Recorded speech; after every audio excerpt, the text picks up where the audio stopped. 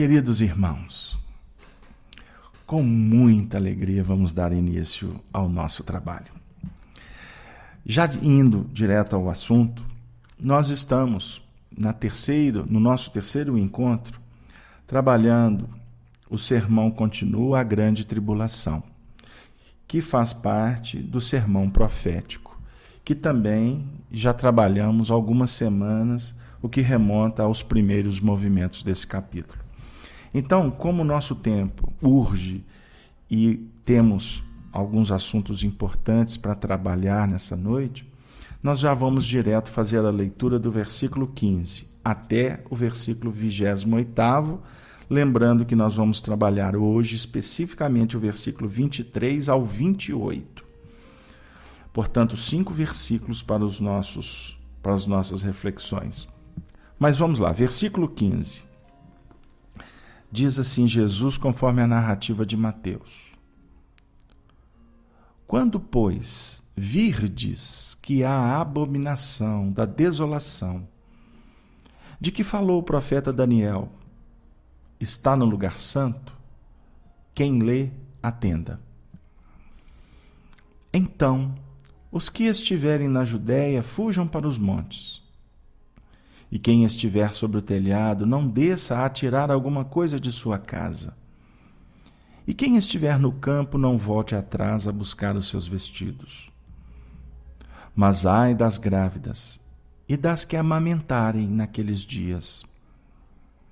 E orai, para que a vossa fuga não aconteça no inverno nem no sábado. Porque haverá então grande aflição, como nunca houve desde o princípio do mundo até agora, nem tampouco há de haver. E se aqueles dias não fossem abreviados, nenhuma carne se salvaria, mas por causa dos escolhidos serão abreviados aqueles dias. Então, se alguém vos disser, eis o Cristo está aqui ou ali, não lhe deis crédito, porque surgirão falsos cristos e falsos profetas. E farão tão grandes sinais e prodígios que, se possível fora, enganariam até os escolhidos. Eis que eu vô-lo tenho predito. Portanto, se vos disserem, eis que ele está no deserto, não saias. Ele está no interior da casa, não acrediteis. Porque assim como o relâmpago sai do oriente e se mostra até o ocidente, assim será também a vinda do Filho do Homem. Pois onde estiver o cadáver, aí se ajuntarão as águias. Bom, então nós vamos trabalhar a partir do versículo 23º. Então, se alguém vos disser, eis que o Cristo está aqui ou ali, não lhe deis crédito, porque surgirão falsos cristos e falsos profetas, e farão tão grandes sinais e prodígios que, se possível fora, enganariam até os escolhidos. Nós estamos num momento crucial na história planetária. Um instante aonde estamos no ápice da transição planetária. Sempre, em todos os períodos, houvera oportunidade para que o indivíduo e as coletividades dessem os seus testemunhos. A cada era que terminava para outra se iniciar, o processo da transição naquele circuito configurava então o movimento de definições, a separação do joio do trigo. Mas Jesus vem dizer para nós que nós estamos vivendo um momento em que haverá um grande divisor de águas. Por isso, a mensagem do Evangelho tem, nesse momento, um papel fundamental para nos auxiliar no que remonta a essa transformação pelo fogo. Eis o batismo que Jesus apresenta.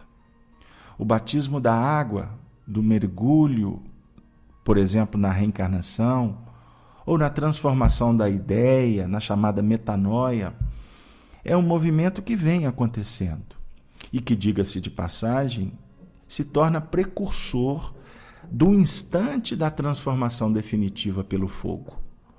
O fogo que vai efetivamente promover a chama que vai sustentar a fé.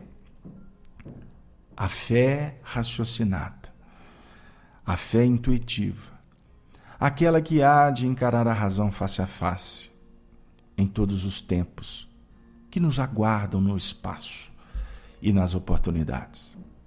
A doutrina espírita veio ao planeta no século XIX e fora necessário 150 anos para que ela, vamos dizer assim, definisse as suas bases na Terra, para nos oferecer, por um mandato superior em Cristo, uma chave bendita, que abre os portais do entendimento para que nós possamos nos agigantar, angariar forças, recursos para enfrentar o processo da transição em espírito e verdade, de uma forma consciente, procurando a autoiluminação, crescermos em espírito, em virtudes, e transformando gradativamente o ócio em oportunidade de trabalho, o vício naquela fundamentação da virtude que há de abrir os portais da pacificação interior. É o momento. E como Jesus disse, nunca houve tanta aflição e não haverá. E diga-se de passagem, por conta dos escolhidos, no versículo 22, Jesus vem dizer que os dias da tribulação seriam abreviados. Por quê? Face aos merecedores, aos espíritos mais adiantados, os outros deixarão de passar pelos seus testemunhos.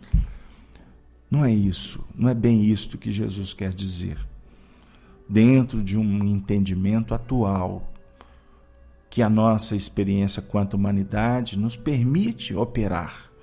Porque não tenha dúvida de que essa reflexão daqui a alguns séculos vai tomar uma outra dimensão. Por isso que o Evangelho é atemporal. Mas os escolhidos são aqueles que se candidatam a ouvir a voz do pastor.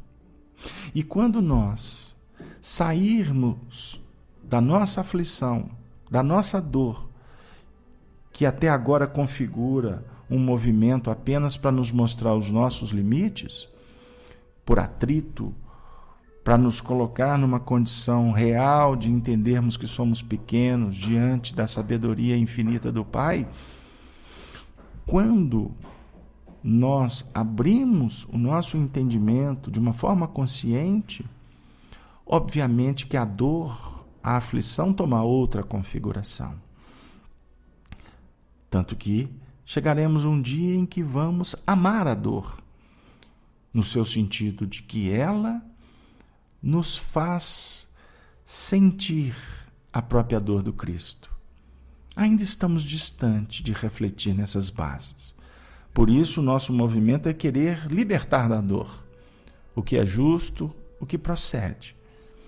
Mas, dentro dessa busca de nos livrarmos da dor pelo remédio ou pelo milagre, pelo misticismo, nós estamos, de alguma forma, tendo estado diante do altar, do templo, que na realidade representa o subir um degrau a mais para receber a revelação que vem do alto. E essa revelação chega através da nossa intuição. E a intuição, então, vai nos mostrando a beleza de podermos expurgar as nossas dificuldades, de podermos transubstanciar aquelas energias complexas que nós arregimentamos e incorporamos na nossa própria estrutura, fazendo destas um manancial que configura libertação, atendimento, caridade. E assim a nossa vida vai se transformando e as aflições vão diminuindo.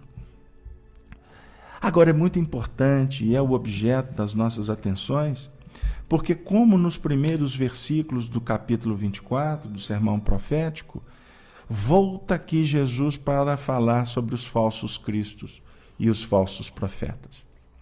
E nós gostaríamos, e graças a Deus temos em mãos, um recurso fabuloso para interpretar essa colocação de Jesus.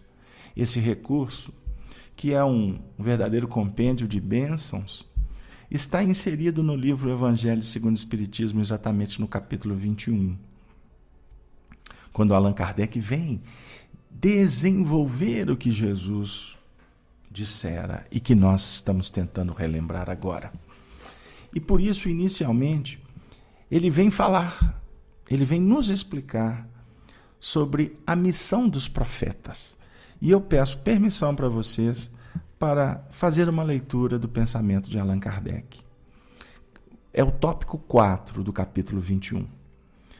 Afirma Allan Kardec: atribui-se comumente aos profetas o dom de adivinhar o futuro, de sorte que as palavras profecia e predição se tornaram sinônimas. No sentido evangélico, o vocábulo profeta tem mais extensa significação.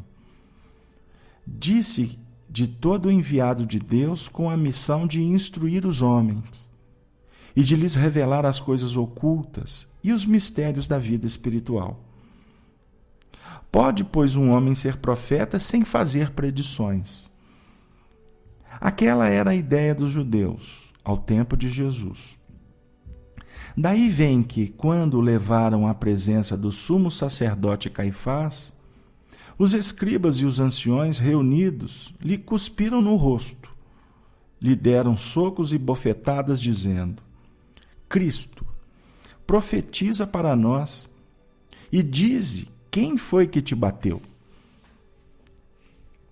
Entretanto, deu-se o caso de haver profetas que tiveram a presciência do futuro, quer por intuição, quer por providencial revelação, a fim de transmitirem avisos aos homens, tendo-se realizados os acontecimentos preditos.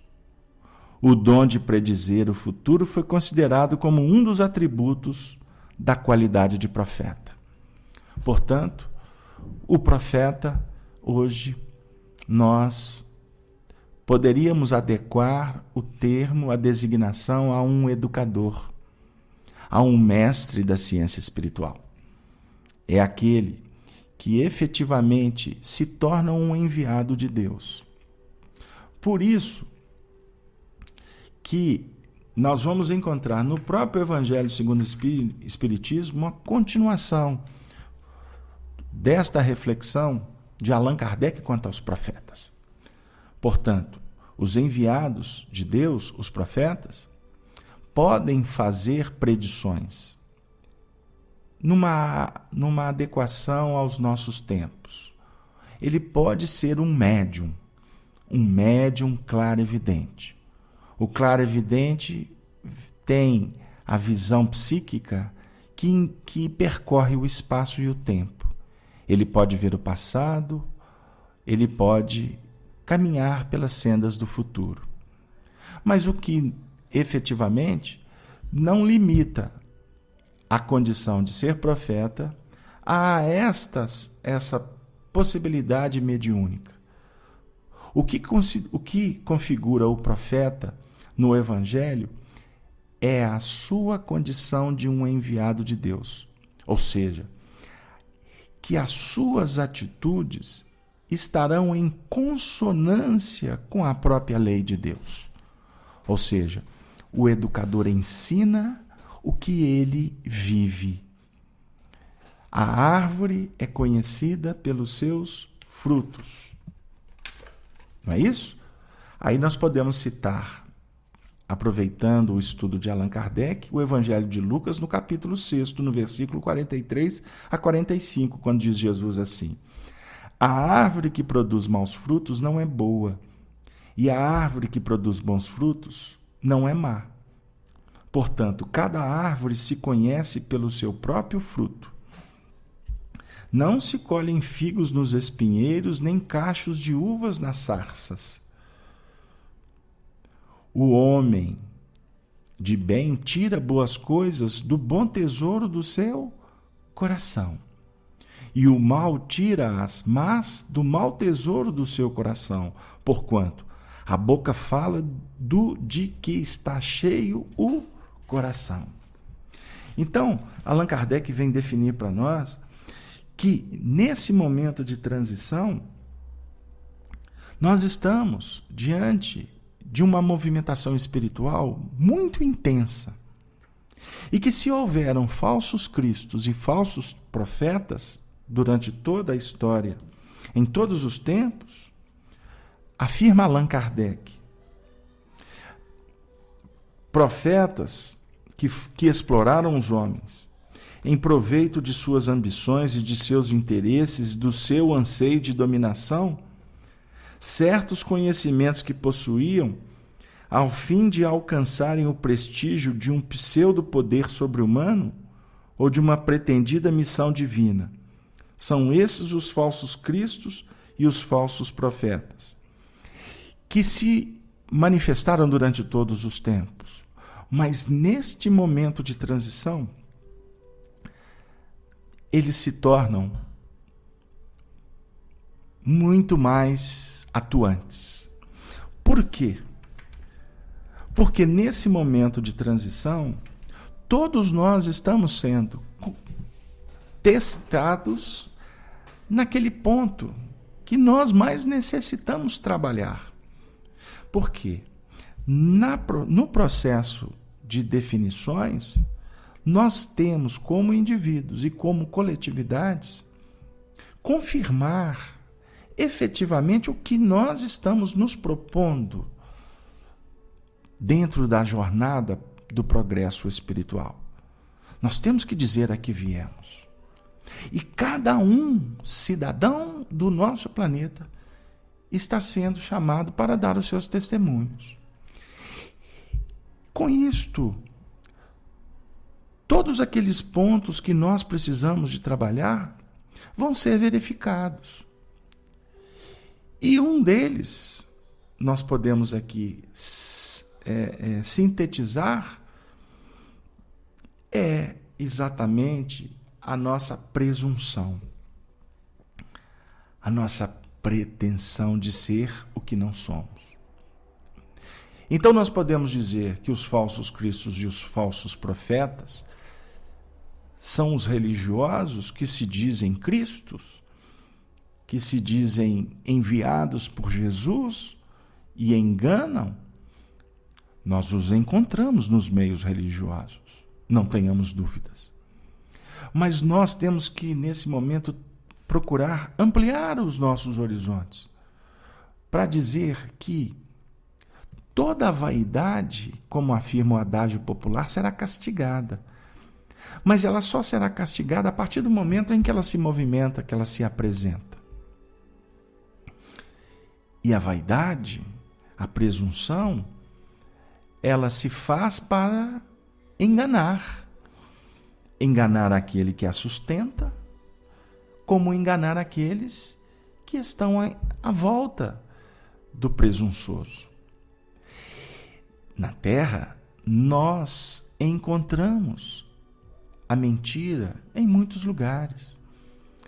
Porque a mentira, na realidade, é uma manifestação vaidosa que procura desviar o foco da atenção para que ela se autoproclame ainda verdadeira. A mentira, a falácia, a enganação, ela se movimenta exatamente para, vamos dizer assim, autorizar aquela posição do menor esforço. Aquela posição que nós muitas vezes elegemos para ser aplaudido, admirado. Por isso as nossas ações, muitas delas se fazem para que o outro veja. E na realidade, As nossas ações, elas expressam o que brota do nosso coração. E por isso, precisamos observar as ações como as reações, porque a ação aqui nós estamos tentando simbolizar no seu sentido amplo. Mas se eu for didaticamente estratificar, eu posso dizer que a ação ela é refletida, ela é pensada, enquanto a reação ela é uma manifestação dos nossos reflexos mais profundos. Por isso a ação muitas vezes você administra, agora a reação você não administra. Aí Emmanuel vai nos dizer que somos conhecidos não pelas nossas ações, mas pelas nossas reações. Porque a reação é reflexo que ficou condicionado pelos nossos hábitos, pelas repetições que nós implementamos no passado. E aqui me permitam, abro parêntese para lembrar Kardec no capítulo 15 do Evangelho segundo o Espiritismo, quando vem dizer que fora da caridade não há salvação. Aprendendo com Kardec na questão 685 que a educação é a arte de formar caracteres e que vão definir o homem novo que vai nascer, então a caridade, que Allan Kardec define para nós como um porto seguro de salvação dos perigos, é aquela meta estabelecida de agirmos no trabalho no bem. Porque trabalhando no bem, nós estamos mudando o nosso hábito de reclamar, de permanecer na indiferença, no ócio, no vício, nas complicações, naqueles planos que sustentam a nossa vaidade, a robustez do nosso orgulho. Caridade, no seu sentido essencial, é benevolência, indulgência e perdão. Esse é o movimento essencial da caridade, conforme a questão 886 do Livro dos Espíritos. Em benevolência, repetindo, sermos benevolentes, educados, nobres, atuantes, sermos indulgentes, misericordiosos com as imperfeições alheias, também cuidando com carinho das nossas dificuldades, perdoando sempre ao inimigo, às ofensas, enfim, todo um projeto que vai dentro do mecanismo da repetição no bem, criando caracteres novos, hábitos que vão efetivamente nos auxiliar para que nós possamos vencer esses movimentos de falsos cristos e falsos profetas que ainda emergem de dentro de nós. Porque ao observar no mundo aí de fora, nós vamos percebendo que temos os falsos cristos e os falsos profetas na terra e no espaço.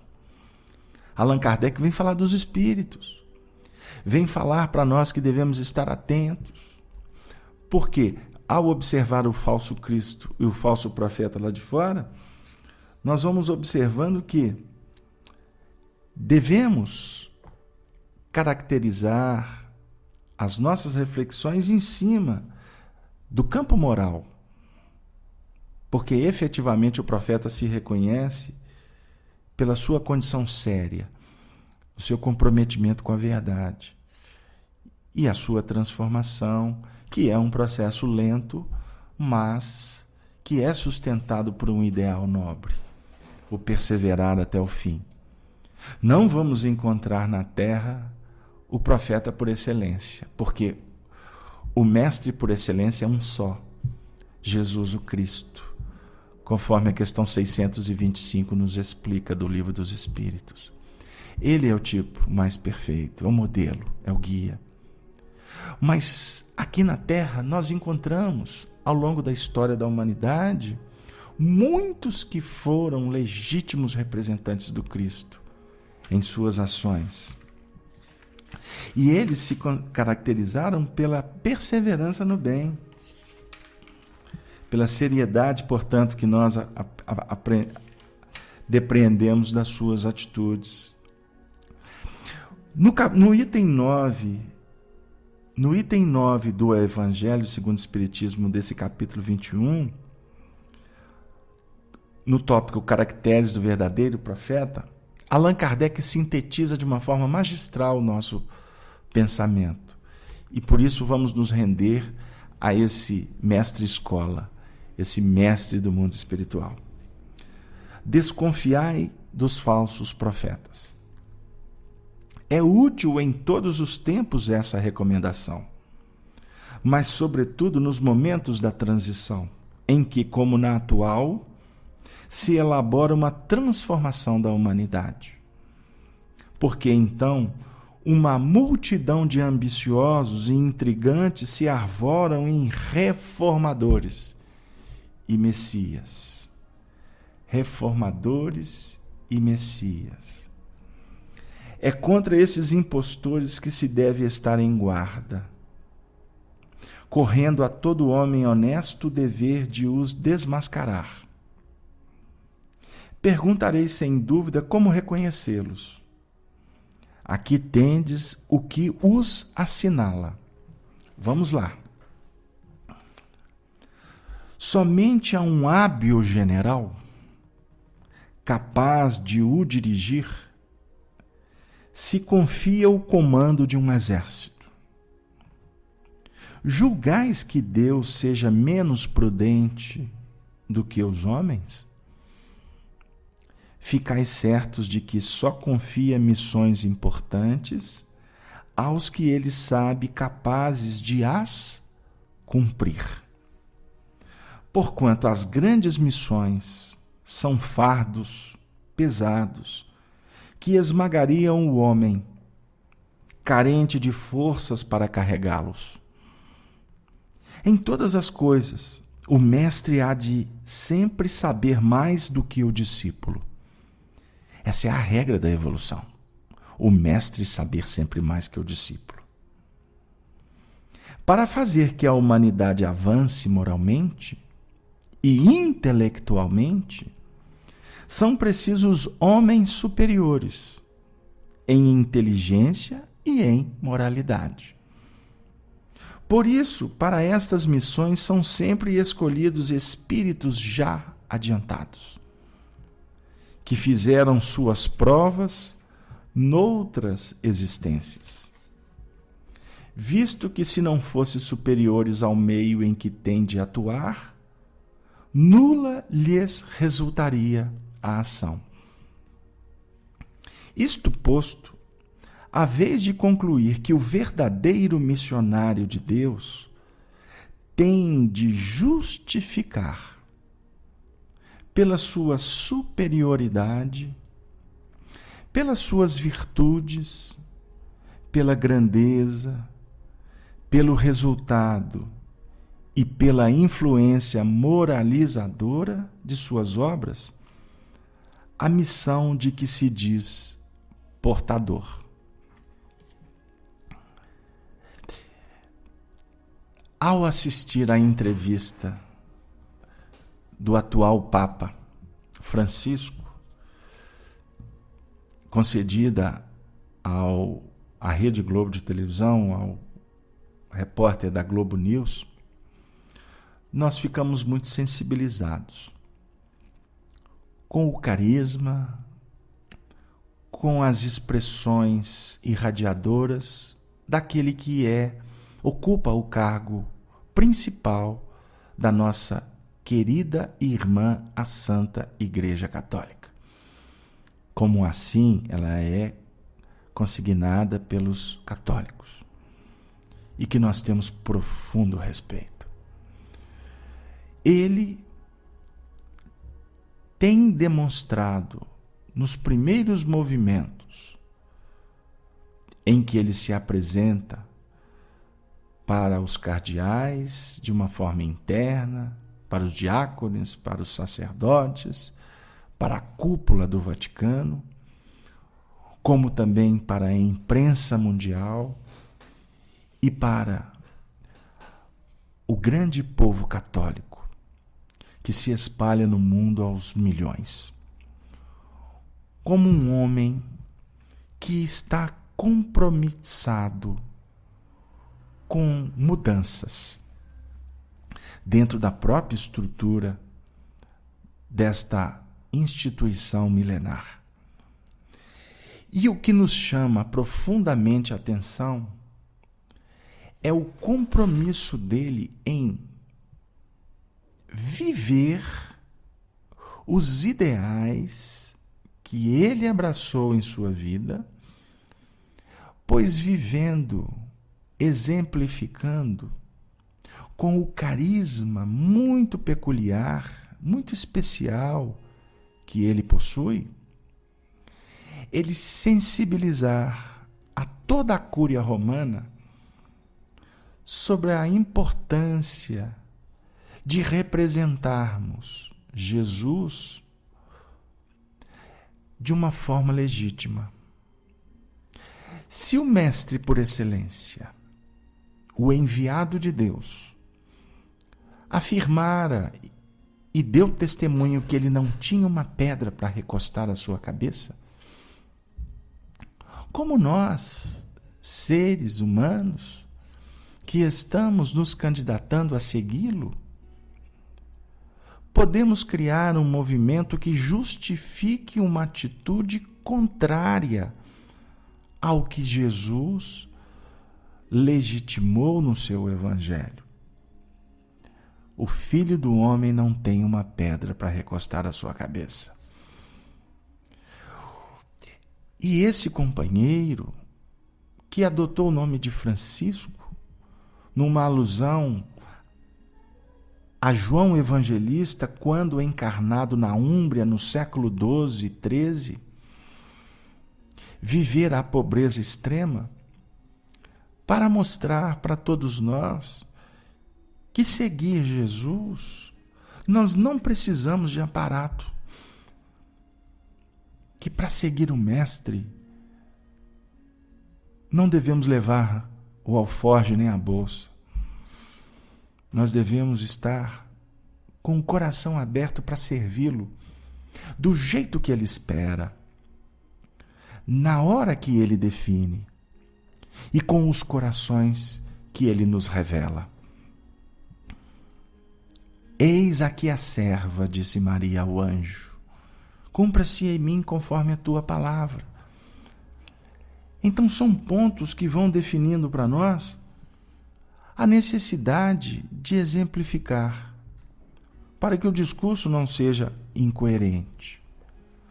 Nós citamos este espírito reencarnado que tem mobilizado reflexões em milhões de corações e que, diga-se de passagem, está trazendo esperança para um movimento de renovação, de atualização das próprias vigas fincadas nos séculos que se passaram, como ele mesmo disse que os costumes, a cultura, vai se renovando a partir das necessidades dos povos, dos indivíduos, dentro do próprio mecanismo da evolução planetária.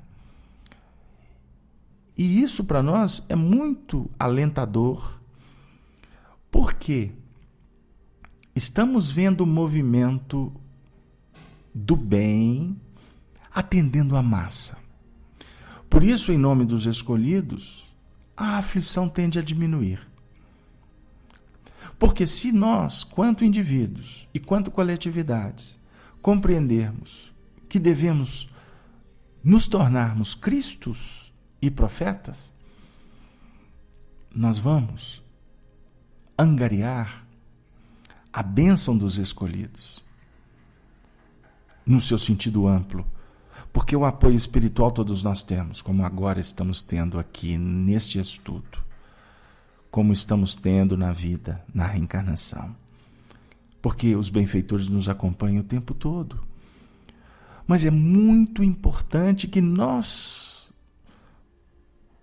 podemos operar na condição não mais de sermos atendidos por eles, embora não podemos abrir mão disto, mas procurar um movimento em que nos posicionemos ao lado deles, Porque eles estão, os nossos benfeitores, lutando para ser coerentes com Cristo.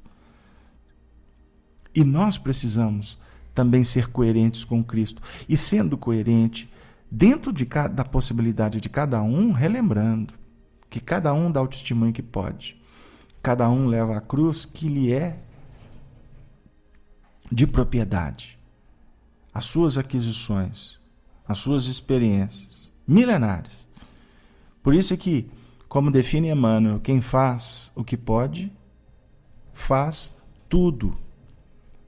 Porque Deus faz por nós tudo. É uma lição do livro Fonte Viva. Deus faz por nós tudo. E Ele aguarda que a gente possa fazer apenas o que a gente dá conta. Por isso, o profeta, aquele que está em busca da verdade, ele não teme as dificuldades, ele não teme a própria verdade, ele não teme ser vasculhado, ser pesquisado, porque ele é humilde, sabendo que é limitado, que tem insuficiências, e as insuficiências, elas estão à mostras. Basta alguém conviver conosco mais um pouco que vai encontrá-las com muita propriedade. Mas nós precisamos ser modestos. Nós precisamos ser simples. Porque a humildade, a condição de humildade e a condição de sermos simples contrapõe o orgulho que é cheio de si e bate de frente com a altivez. Por isso é que falso Cristo e falso profeta, de alguma forma, ele teme ser descoberto nas suas limitações. Por isso que muitos se apresentam como inatacáveis, imponentes, audazes. E aí a gente observa que todos os corações que se projetaram no tempo e no espaço, se julgando deuses, eles caíram logo em seguida. E aquele que se fez o menor de todos, se agiganta a cada passo que nós vamos dando, reconhecendo e sentindo a divindade de Jesus o Cristo. E impostores se encontram no mundo espiritual também. E nós, no meio espírita, que estudamos essa matéria, que tratamos do assunto nas reuniões mediúnicas, nas comunicações, nós precisamos ser cuidadosos, porque os espíritos se organizam para impedir a transformação, a mudança. E por isso é que eles enganam. E só enganam aos encarnados, aos médiuns, porque os médiuns muitas vezes se curvam a eles sem discernimento, sem pesquisa, sem critério. Nós aprendemos com Allan Kardec que uma verdade, quando ela é dita, por exemplo, em uma reunião séria, advinda do mundo espiritual, para que ela se configure como uma verdade inatacável, ela está sendo dita em vários grupos sérios ao mesmo tempo. Porque os espíritos superiores não aprazem em fornecer aqueles pontos transcendentes para privilegiados. Não, eles vão dizer isso em todos os lugares, porque a ideia do progresso espiritual é que haja uma fertilização, há uma multiplicação de pães de uma forma abundante. Essa fertilização do trigo, ela é importante nos primeiros movimentos, mas esse trigo tem que se transformar em pão. E fazer pão é uma arte de muito trabalho, muita maceração, de sabedoria, de tempo, de temperatura, de uma receita que que é passada de sábios para sábios, de geração para geração, a definir a construção, a evolução, a equipe, os discípulos, os apóstolos, a mensagem que vai sendo espargida de uma forma ampla, dinâmica, producente, eficiente, eficaz. E muitas vezes a gente observa, conforme Kardec nos aponta, que médiuns são engaiolados muitas vezes com tanta facilidade. Existem casas espíritas que são orientadas por um espírito, por um médium apenas. E não há critério na avaliação, o que o espírito diz é lei. A diretoria da casa não tem força perante a predominância mística do médium, que muitas vezes age de uma forma dissonante do que deveria permear as suas ações. São pontos que começam a ser levantados e nem sempre a circunstância favorece para que haja um diálogo, um debate, porque o próprio médium muitas vezes entra no campo do melindre, não aceita que o seu trabalho seja avaliado. E muitas vezes também acontece que, a partir de uma fascinação desse nível, grupos inteiros se tornam fascinados também. Por falta de critério, por falta de conhecimento doutrinário, por falta de estudo. Então, é muito importante que nós possamos ter atenção para todas as mensagens que promovem separação, insulamento. Muitas vezes os discursos são belos, falam de caridade, de respeito, de evangelho, mas as atitudes muitas vezes nos colocam para fazer conchaves, para fazermos articulação. E eu costumo dizer na casa espírita que é óbvio que existem assuntos que são tratados de uma forma fechada pelo corpo diretivo, pelo cuidado doutrinário mesmo, pela proteção aos membros. Mas, por exemplo, tem determinados assuntos que não podem circunscrever apenas a diretoria.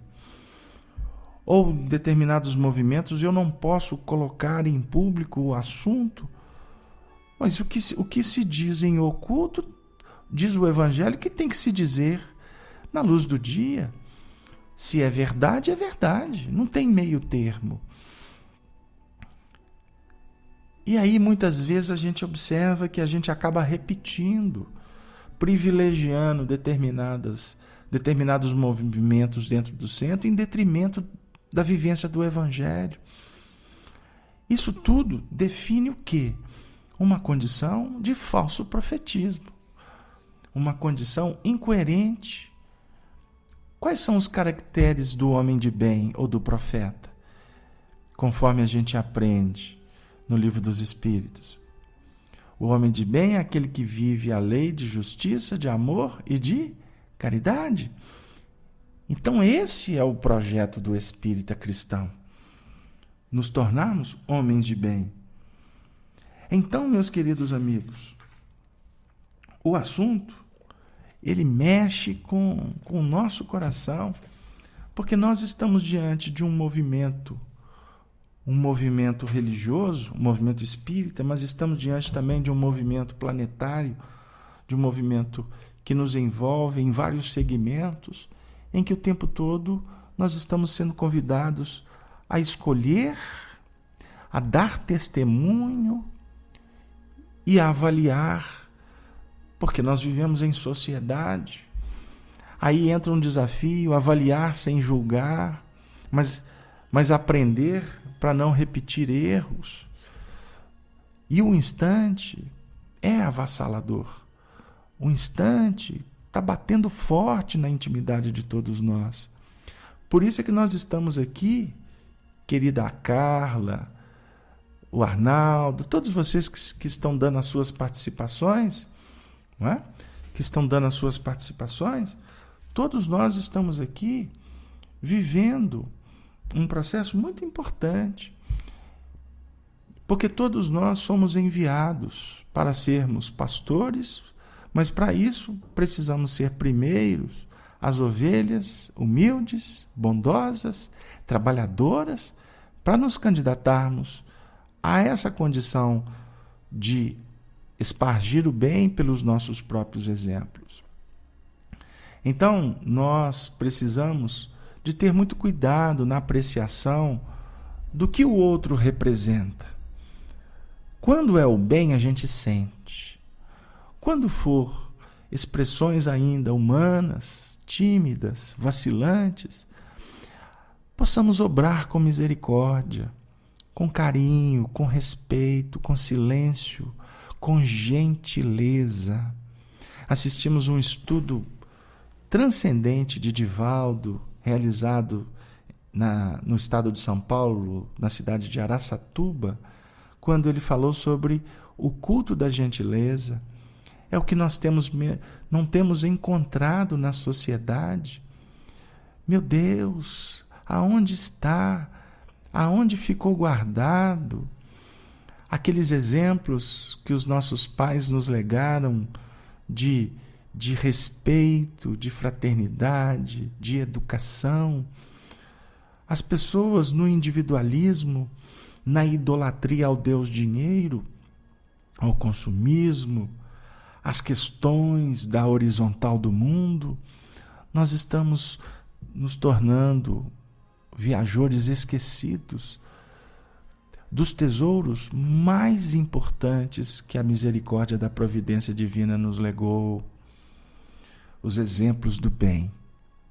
Para conquistarmos o reino dos céus, para implementá-lo na terra, Jesus conta com os trabalhadores da última hora que lutam para operar o reino de Deus em si mesmos. É muito importante nos movimentarmos para querer mudar o mundo, qualificar a sociedade, ao governo, às administrações. É louvável, faz parte do mecanismo da justiça que manifesta-se em nós, por nós e para nós. É movimento progressivo, sim, dentro das injunções da liberdade com responsabilidade. Mas nós precisamos, queridos irmãos, nos conscientizar que o movimento que efetivamente garante a sustentação espiritual de cada um de nós é o movimento do bem dentro da nossa própria intimidade. Pois trabalhando na semeadura que alivia, que consola, que conforta, mas que induz, que estimula, que trabalha dentro do terreno sagrado do nosso próprio coração, não tenhamos dúvida de que nos tornaremos filhos gratos, irmãos amigos, cônjuges fraternos, filhos respeitosos, cidadãos disponíveis, tolerantes. Estaremos, queridos amigos, nos tornando cidadãos do universo, cristãos na sua mais essencial manifestação, trabalhando com caridade, com benevolência. E assim, queridos amigos, o nosso tema da grande tribulação, no que remonta aos falsos cristos e os falsos profetas, efetivamente para o meu coração trouxe muito aprendizado. Nós esperamos que as nossas ideias, as nossas ponderações, trazendo o pensamento de Allan Kardec e o Evangelho, não numa interpretação acanhada, simples, mas que realizamos com muito desvelo, com muito carinho, todo esse movimento possa ter atingido o seu coração. Todos possam, nesse momento, estar sentindo a própria presença do Senhor na intimidade de cada um. Eu gostaria, nesse momento, de pedir a permissão de vocês para fazer uma leitura do livro Vozes do Grande Além, que foi organizado por Arnaldo Rocha, no grupo Meimei, na década de 50, ao lado de Chico Xavier, naquelas reuniões que eles realizavam aos sábados, uma lição de Meimei, de número 50, intitulada Lembra-te de Deus. Eu peço a permissão para vocês para fazer a leitura. Vamos lá. Lembra-te de Deus. Lembra-te de Deus, para que não ouvides a tua alma no labirinto das sombras. O Criador vive e palpita na criação que o reflete. Quando estiveres ferido pelas farpas do sofrimento, lembra-te de Deus que em muitas ocasiões socorre a terra seca por intermédio de nuvens tempestuosas. Quando te sentires revoltado ante as misérias do mundo, lembra-te de Deus, cuja majestade permanece incorruptível no próprio fruto podre, através da semente pura em que a planta se renovará, exuberante e vitoriosa. Lembra-te de Deus que aprende a não julgar com os olhos físicos, que apenas assinalam na terra ligeiras nuances da verdade. Tudo nos infinitos domínios do infinito universo é transformação incessante para a glória do bem. Em razão disso, o mal é sempre efêmero nevoeiro na exaltação da eterna luz. E toda sombra, por mais dilatada no espaço e no tempo, não passa de expressão transitória no jogo das aparências. Não reproves assim o solo estéril pela carência que patenteia, e nem condenes a víscera cadavérica pelo báfio que exala, porque amanhã a bondade de Deus pode reunir um e outro, com eles edificando um berçário para lírios. Não te antecipes à justiça do Pai Celeste, quando fores incomodado, porque o Pai Celeste sabe distribuir o pão e a corrigenda com os filhos que lhe constituem o patrimônio do excelso amor. Ainda mesmo diante do inferno que nós criamos na consciência, com os nossos erros deliberados, ei-lo, bondoso, a expressar-se com seu divino devotamento, transformando em lixívia que nos sane as mazelas da alma. Trabalha, ajudando sempre, na certeza de que Deus sustenta a vida para que a vida se aprimore. Assim sendo, no princípio de cada dia, ou no começo de cada tarefa nova, faze da oração a nota inicial de teu passo primeiro, para que te não falte a inspiração do céu em toda medida justa. Quando fadigado, seja Deus teu descanso. Quando aflito, seja Deus teu consolo. Quando supostamente devotado, seja Deus teu arrimo. Quando em desalento, seja Deus tua fé. Ergue diariamente um templo vivo de amor a Deus em teu espírito e rende-lhe preito incessante através do serviço ao próximo nas lutas de cada hora. Em todos os lances de nossa peregrinação para os cismos, lembremo-nos de Deus para que não estejamos esquecidos de nós mesmos. Assim, queridos amigos, bondosos irmãos, com o coração agradecido, nós chegamos ao término do nosso trabalho, convidando a todos para, nesses momentos finais, orarmos agradecidos pela oportunidade e pedindo a Deus que nos oportunize voltar na próxima semana para concluirmos esse movimento do capítulo 24 do Sermão Profético com esse tema, princípio das dores. E que tenhamos todos uma boa noite, uma boa semana e que Maria Santíssima abençoe a todas as famílias aqui representadas. Muito obrigado. E na condição de um servo humílimo, eu endereço um amplexo, um ósculo de muito carinho, um beijo na alma de você, amigo espírita. Até breve. Que assim seja.